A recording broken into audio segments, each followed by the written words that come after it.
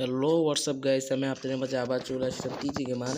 আজকে আমরা আবার খেলতে চলেছি মাইনক্রাফট। আজকে আমরা মাইনক্রাফটে কমন ব্লকের মাধ্যমে মানে জায়গাটা সমান করা শিখবো। এক জায়গা যেমন আমি এখান থেকে সিলেক্ট করলাম, যে এখান থেকে আমি সামনের এই জায়গাটা পর্যন্ত, এই যে এখানে আমি গর্ত করে রেখেছি, এই জায়গা পর্যন্ত আমি সমান করব।